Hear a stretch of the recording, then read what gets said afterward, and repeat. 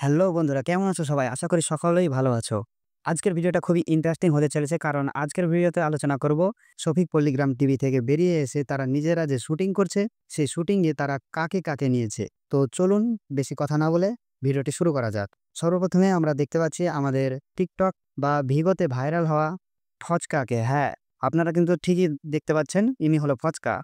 ইনি কিন্তু খুবই হাসাতে পারেন এবং আশা করছি একটা খুবই সুন্দর একটা ভালো ভিডিও উপহার দিবে আমাদেরকে। এবং এরপরে দেখতে পাচ্ছেন পল্লিগ্রাম টিভিতে ১ম এ কাজ করত বর্ষা। বর্ষাও কিন্তু এই শুটিংয়ে আছে। এছাড়া তো আমাদের মূল নায়ক শফিক আছেই। তার সাথে থাকছে আপনাদের সকলের প্রিয় রীতি। হ্যাঁ, যে রীতি কিন্তু পল্লিগ্রাম টিভি একসময় কাঁপিয়েছিল।